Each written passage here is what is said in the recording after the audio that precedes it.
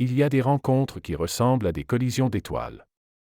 Des instants où l'univers tout entier semble s'arrêter pour permettre à deux âmes de se reconnaître. Ce jour-là, dans ce petit café de Lyon, personne n'aurait pu deviner que le destin s'apprêtait à tisser l'une de ses plus belles tapisseries. Le ciel de Lyon pleurait doucement sur les pavés anciens de la place des terreaux. Une pluie d'automne, fine et persistante, qui transformait les trottoirs en miroirs liquides où se reflétaient les lumières ambrées du café La Douce Pause. Cet établissement n'avait rien d'extraordinaire: boiserie chaude, table un peu usée par le temps, odeur de café fraîchement moulu, mais il possédait cette âme particulière des lieux où l'on se sent instantanément chez soi. Claire Meunier, 32 ans, y travaillait comme serveuse depuis presque 3 ans. Grande, mince, avec ce genre de beauté discrète qui ne s'impose pas mais se révèle dans un sourire, elle évoluait entre les tables avec une grâce tranquille. Ses yeux noisettes, toujours attentifs, semblaient absorber les histoires silencieuses des clients comme une éponge délicate. Elle avait appris à lire les visages, à deviner les peines cachées derrière les sourires forcés, à percevoir la fatigue derrière les regards fuyants. Ce soir-là, alors que les derniers rayons du soleil se noyaient dans la pluie persistante, Claire observait du coin de l'œil une scène qui se répétait à la table près de la fenêtre. Une femme d'une trentaine d'années, aux traits tirés mais élégants, luttait avec une patience infinie pour faire manger son petit garçon. L'enfant, qui ne devait pas avoir plus de 6 ans, restait immobile, le regard fixé sur un point invisible au-delà de la vitre embuée. Ses petites mains repoussaient systématiquement la cuillère que sa mère approchait avec douceur de ses lèvres. Élise Vérac murmurait des encouragements à son fils, des mots tendres que personne ne pouvait entendre mais que Claire devinait à la douceur de ses lèvres. Elle connaissait cette femme, non pas personnellement, mais par ces moments répétés où elle venait s'asseoir à cette même table, toujours avec son fils, toujours avec cette expression de dignité mêlée d'épuisement. Ce qu'aucune des deux femmes ne remarquait, c'était cet homme accoudé au comptoir, dont le regard ne quittait pas la scène. Alexis Vérac, 41 ans, dissimulait son identité derrière la banalité calculée d'un costume gris anthracite. Rien dans son apparence ne trahissait qu'il était à la tête d'un empire hôtelier international. Rien, sauf peut-être cette intensité particulière du regard, celle des hommes habitués à porter le poids de décisions affectant des milliers de vies. Il était venu en secret, ce soir, pour observer de loin son ex-femme et son fils. Cet enfant qu'il aimait plus que tout au monde mais avec lequel il ne parvenait pas à établir de connexion. Raphaël, son petit garçon atteint d'un autisme sévère, vivait dans un monde parallèle où les règles ordinaires de communication n'existaient pas. Un monde que ni Alexis ni Élise n'avaient réussi à pénétrer malgré des années d'efforts, de thérapies coûteuses et de spécialistes renommés. Ils ne s'attendaient pas à ce que le miracle vienne d'une inconnue en tablier brun. Claire avait observé longtemps avant d'agir. Elle ne connaissait rien à l'autisme, rien à cet enfant particulier, mais elle avait cette intuition, cette intelligence du cœur qui parfois dépasse toutes les connaissances théoriques. Après avoir servi un client, elle s'approcha de la table, sans hâte, avec la tranquillité de ceux qui n'attendent rien en retour de leur geste. Élise leva vers elle un regard épuisé, prête à s'excuser pour le dérangement que son fils pourrait causer. Mais Claire ne regardait pas la mère. Doucement, elle s'accroupit pour se mettre à hauteur du petit garçon. Elle ne parla pas immédiatement. Elle attendit, simplement présente, dans l'espace périphérique de sa vision. Puis, d'une voix basse et mélodieuse, elle commença à fredonner. Une vieille chanson de son enfance, une berceuse presque oubliée que sa grand-mère lui chantait quand elle avait peur de l'orage. Les notes s'élevèrent, délicates comme une brise d'été, sans exiger d'attention, sans force, juste présente. Alexis serra inconsciemment son verre. Élise retint son souffle. L'enfant restait immobile. Claire prit alors délicatement la cuillère des mains de la mère. Sans un mot, elle la trempa dans la compote de pommes et l'approcha, non pas directement de la bouche de l'enfant, mais dans ce territoire neutre entre eux. La cuillère resta là, suspendue dans l'air, comme une offre sans demande, tandis que Claire continuait à fredonner sa mélodie d'enfance. Et alors, le miracle se produisit. Lentement, comme un papillon sortant de sa chrysalide, Raphaël tourna son regard vers la cuillère. Ses yeux ne croisèrent pas ceux de Claire, il ne regardait que l'objet mais c'était déjà plus d'attention qu'il n'en avait accordé à quoi que ce soit depuis leur arrivée. Puis, dans un geste qui semblait contenir tout le courage du monde, il avança légèrement la tête et ouvrit la bouche. Une larme silencieuse glissa sur la joue d'Élise. Au comptoir, Alexis resta figé, incapable de respirer. Claire n'avait rien fait d'extraordinaire. Elle n'avait pas utilisé de techniques révolutionnaires ni de méthodes complexes. Elle avait simplement créé un pont que personne d'autre n'avait su construire, celui de la patience absolue, sans attente, sans jugement, sans précipitation. La cuillère fut acceptée, puis une autre, puis encore une autre. Claire ne parlait toujours pas à l'enfant, elle continuait sa mélodie, changeant parfois de chanson quand l'une s'achevait. Elle ne cherchait pas à établir un contact visuel, elle acceptait simplement d'être là, dans son monde parallèle, comme une présence rassurante qui ne demandait rien. Élise observait la scène, partagée entre l'émerveillement et une forme étrange de jalousie, celle de voir une étrangère réussir là où elle avait échoué malgré tout son amour. Mais la gratitude l'emportait sur tout le reste. Ses épaules, habituellement tendues par l'effort permanent, s'affaissèrent légèrement dans un relâchement qui ressemblait à de l'espoir. Alexis, quant à lui, ne pouvait détacher son regard de cette femme inconnue qui, sans même le savoir, venait peut-être de changer sa vie. Il y avait dans sa douceur quelque chose qui le bouleversait profondément, lui qui vivait dans un monde de négociations brutales et de poignées de main calculées. Cette authenticité simple, cette présence vraie sans arrière-pensée, lui semblait soudain plus précieuse que toutes les fortunes qu'il avait accumulées. Après 15 minutes de ce ballet silencieux, Claire se redressa doucement. Elle sourit à Élise, un sourire qui ne demandait ni reconnaissance ni remerciement. « Je dois m'occuper d'autres clients, mais vous pouvez m'appeler si vous avez besoin, murmura-t-elle simplement avant de s'éloigner, comme si elle venait de faire la chose la plus naturelle du monde. Alexis ne supporta pas l'idée de rester plus longtemps sans agir. Il déposa quelques billets sur le comptoir et sortit du café sans se faire remarquer, le cœur battant comme un adolescent, l'esprit envahi de questions sans réponse. Les jours qui suivirent, Claire reprit le cours ordinaire de sa vie. Le travail au café, son petit appartement sous les toits de la Croix-Rousse qu'elle partageait avec un chat paresseux nommé Baudelaire, ses rêves d'écriture qu'elle nourrissait le soir en noircissant des carnets. Elle n'avait pas oublié l'enfant et sa mère, mais dans son esprit, il n'était qu'une rencontre parmi d'autres, un de ces moments de grâce qui illuminent le quotidien avant de s'évanouir. 2 jours plus tard, alors qu'une pluie plus drue que d'habitude s'abattait sur Lyon, Claire fermait le café. Il était presque minuit. Les clients étaient partis depuis longtemps, et elle venait de finir le nettoyage, épuisée mais satisfaite de cette journée bien remplie. Elle éteignit les dernières lumières, verrouilla la porte, et s'apprêtait à affronter la pluie sous son parapluie usé quand elle aperçut une silhouette qui l'attendait. Un homme se tenait là, protégé par un parapluie noir. La lumière du réverbère dessinait son profil élégant. Claire eut un mouvement de recul instinctif. Une femme seule, la nuit, apprend vite à se méfier. Mais l'homme ne fit pas un geste vers elle. Il attendait, simplement, comme s'il lui laissait le choix de la fuite ou de la rencontre.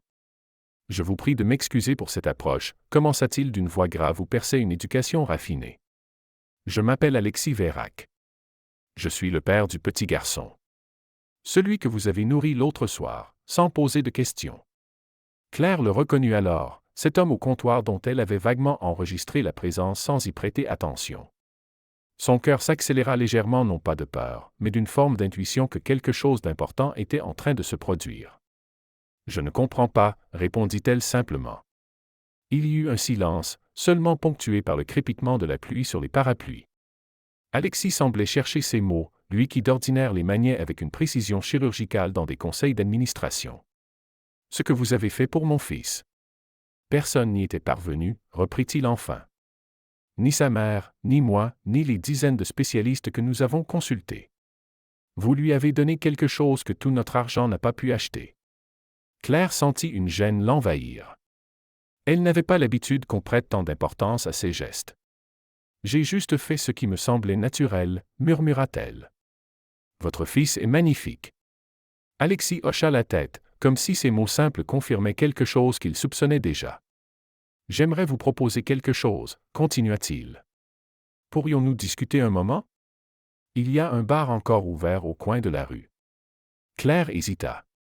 Sa prudence naturelle lui conseillait de décliner poliment et de rentrer chez elle. Mais quelque chose dans le regard de cet homme, une vulnérabilité qu'il ne parvenait pas totalement à dissimuler derrière son assurance, la toucha.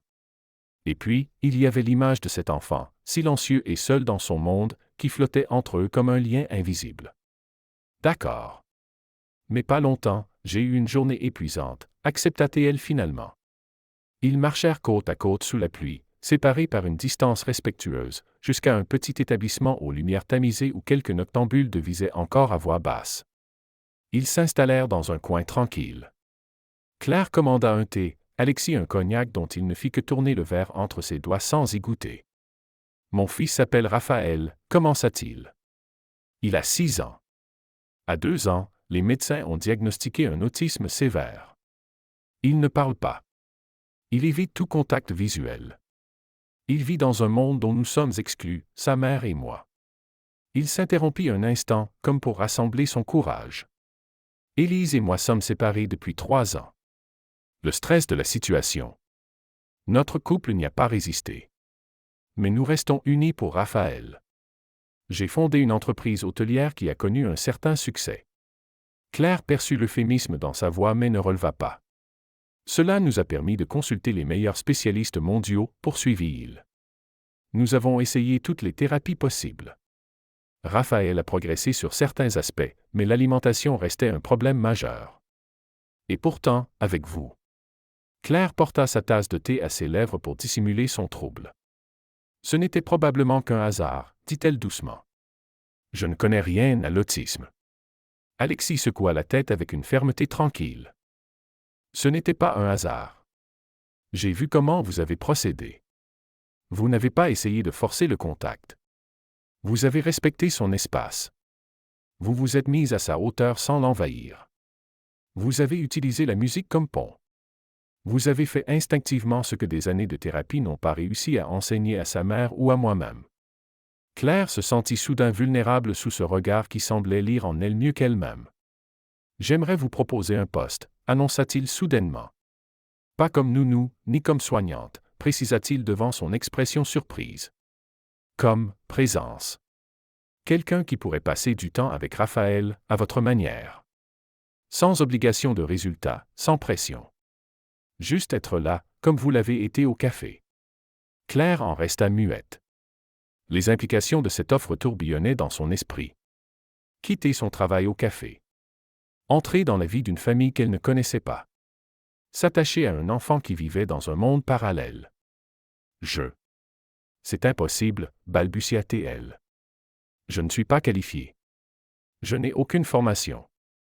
Alexis sourit pour la première fois un sourire qui transforma son visage sévère en quelque chose de presque vulnérable. C'est exactement pourquoi je vous le demande. Vous n'avez pas d'idée préconçue. Vous ne cherchez pas à le faire entrer dans des cases. Vous avez cette capacité rare de l'accepter tel qu'il est. Le salaire que je vous propose sera le double de ce que vous gagnez actuellement, ajouta-t-il. Et si vous préférez conserver votre emploi au café, nous pouvons envisager un arrangement à temps partiel. Claire reposa sa tasse, troublée par l'intensité de cet homme, par l'ampleur de ce qu'il lui proposait. Une partie d'elle voulait refuser, effrayée par ce saut dans l'inconnu. Mais une autre partie, plus profonde, était déjà émue par le souvenir de ce petit garçon aux yeux absents qui avait brièvement accepté sa présence. « Je dois y réfléchir », murmura-t-elle. « Bien sûr », répondit-il en lui tendant une carte de visite sobre où ne figurait qu'un nom et un numéro de téléphone. « Prenez votre temps. » Cette nuit-là, Claire ne dormit presque pas allongée dans son lit étroit, avec Baudelaire ronronnant contre son flanc, elle contemplait le plafond où la pluie projetait des ombres mouvantes. Ce qu'Alexis Vérac lui proposait allait bien au-delà d'un simple emploi. C'était une porte ouverte vers un monde dont elle ignorait tout celui de la richesse, certes, mais surtout celui de cet enfant mystérieux, emmuré dans sa solitude. Que pourrait-elle lui apporter, elle, simple serveuse en formation? N'était-ce pas présomptueux de croire qu'elle possédait un don particulier après une seule rencontre? Et pourtant, ce moment de connexion avait été réel. Elle l'avait senti, aussi clairement que la pluie qui battait maintenant contre sa fenêtre. Au matin, sa décision était prise. Elle appela le numéro inscrit sur la carte. La voix grave d'Alexis lui répondit presque immédiatement. « J'accepte, dit-elle simplement. Mais à mes conditions. Je veux pouvoir partir si je sens que je ne suis pas utile à Raphaël. Et je veux que tout soit clair avec son autre parent. » « Bien sûr, répondit-il. Élise est d'accord. Elle était présente quand vous avez réussi à le nourrir. 2 jours plus tard, Claire se présentait à l'adresse qu'Alexis lui avait indiquée. C'était un magnifique appartement avec vue sur la Saône, dans un immeuble haussmannien du quai Saint-Antoine. Les pièces vastes et lumineuses étaient décorées avec un goût sûr, mêlant antiquité soigneusement choisie et design contemporain. Élise l'accueillit avec une politesse teintée d'espoir et d'appréhension. Les deux femmes se jaugèrent un instant, puis Claire sentit la tension se dissiper quand elle sourit avec simplicité. « Je ne prétends pas faire de miracle, dit-elle doucement. Je serai juste là. » Le bureau d'Alexis se trouvait à quelques rues de là, mais il avait aménagé son emploi du temps pour être présent lors de cette première journée. Claire nota la distance respectueuse qu'il maintenait avec son ex-femme, et pourtant la coordination silencieuse qui existait encore entre eux, comme une danse qu'ils avaient tant répété qu'elle était devenue une seconde nature. Raphaël apparut, conduit par une assistante qui s'occupait de lui pendant la journée. Il ne regardait personne, absorbé par un petit objet qu'il faisait tourner entre ses doigts, une bille de verre bleu qui captait la lumière. Claire s'approcha doucement et s'assit par terre, à distance respectueuse. Elle ne chercha pas à attirer son attention. Elle sortit de son sac un petit carnet et commença à dessiner tranquillement, fredonnant parfois la même mélodie que celle du café. De longues minutes passèrent. Alexis et Élise observaient, le souffle suspendu. Puis, lentement, presque imperceptiblement, Raphaël se déplaça. Non pas vers Claire directement, mais dans un mouvement qui le rapprochait d'elle par une trajectoire oblique, comme un satellite entrant progressivement dans l'orbite d'une planète. Il s'assit, toujours sans la regarder, mais assez près pour voir ce qu'elle dessinait. Claire continuait son croquis, un chat qui ressemblait à Baudelaire, avec ses yeux malicieux et son air perpétuellement offensé. Les jours se transformèrent en semaines, les semaines en mois. Une routine s'établit, faite de petites victoires et de moments de grâce. Claire venait 4 jours par semaine, parfois plus quand Raphaël traversait des périodes difficiles. Elle avait conservé 2 soirées au café, par attachement à ce lieu qui avait changé sa vie, mais aussi pour garder un pied dans sa réalité d'avant. Avec une patience infinie, elle avait créé un espace où Raphaël se sentait en sécurité.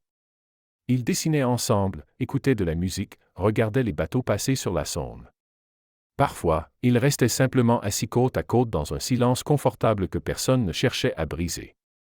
Les progrès étaient lents mais constants. Raphaël acceptait maintenant de manger normalement quand Claire était présente.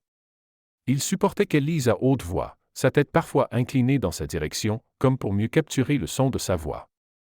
Et un jour, miracle parmi les miracles, il avait pris sa main pour la guider vers un livre qu'il voulait qu'elle lui lise à nouveau. Ce jour-là, Élise avait pleuré sans retenue. Alexis, présent par hasard, avait dû s'éclipser pour dissimuler son émotion. Claire ne se rendait pas compte qu'en guérissant lentement Raphaël, elle soignait aussi ses parents. Élise retrouvait progressivement la joie simple de la maternité, libérée de l'angoisse permanente qui l'habitait depuis des années. Quant à Alexis, il s'autorisait enfin à espérer, lui qui s'était réfugié dans le travail pour fuir la douleur de ne pouvoir communiquer avec son fils. Un soir d'hiver, alors que la neige tombait doucement sur Lyon, transformant la ville en décor de contes de fées, Claire et Alexis se retrouvèrent seuls dans le salon après le coucher de Raphaël. Élise était partie en voyage pour quelques jours, la première fois qu'elle s'accordait du temps pour elle-même depuis des années. Ils parlaient à voix basse, partageant leurs observations sur les progrès de l'enfant, quand Claire posa la question qui lui brûlait les lèvres depuis des mois. « Pourquoi m'avoir choisi, moi ?» demanda-t-elle doucement. « Il doit y avoir des centaines de personnes mieux qualifiées, avec des diplômes et de l'expérience. » Alexis la regarda longuement. Dans la lueur douce des lampes, son visage semblait plus vulnérable, les lignes de pouvoir et d'autorité adoucies par l'ombre. « Parce que vous avez aimé mon fils, sans savoir qui il était, » répondit-il enfin. « Vous ne saviez pas qu'il était l'héritier d'une fortune. Vous ne saviez rien de nos vies. Vous l'avez simplement regardé pour lui-même, sans attente, sans jugement. Et c'est la plus rare des richesses. » Il fit une pause, comme s'il hésitait à continuer. « Dans mon monde, poursuivit-il, tout s'achète. L'attention, le respect, la considération, même l'affection. Jamais je ne peux être certain de la sincérité des personnes qui m'entourent. Mais vous, vous avez donné sans calcul. C'est inestimable. » Claire sentit une chaleur étrange l'envahir. Non pas de la gêne, mais une émotion plus complexe, mêlée de tristesse pour cet homme qui semblait si seul au milieu de son empire. « Raphaël, et vous méritez d'être aimé pour ce que vous êtes, dit-elle simplement. Pas pour ce que vous possédez. » Leurs regards se croisèrent, et dans cette seconde suspendue, quelque chose passa entre eux qu'aucun des deux n'était prêt à nommer. On croit souvent que l'amour guérit. Mais parfois, c'est la bienveillance silencieuse d'un inconnu qui reconstruit des mondes entiers. Claire ne savait pas, ce soir-là au café, qu'elle allait changer le destin d'une famille entière. Elle avait simplement suivi son instinct, offert sa présence sans rien demander en retour. Et dans ce geste simple, elle avait peut-être trouvé sa propre voie, sa propre guérison. Car nous sommes tous, d'une certaine façon, des enfants perdus qui cherchons une main tendue, une présence qui nous accepte tels que nous sommes, avec nos silences et nos mondes intérieurs. Dehors, la neige continuait de tomber, enveloppant la ville dans un silence cotonneux. Dans sa chambre, Raphaël dormait paisiblement, sa petite main serrant la bille de verre bleu qui ne le quittait jamais. Et dans le salon, deux âmes solitaires découvraient, mot après mot, qu'il existe des richesses que tout l'argent du monde ne peut acheter. La plus précieuse d'entre elles étant peut-être simplement la capacité de voir l'autre tel qu'il est vraiment, au-delà des apparences, au-delà des fortunes, au-delà des mots.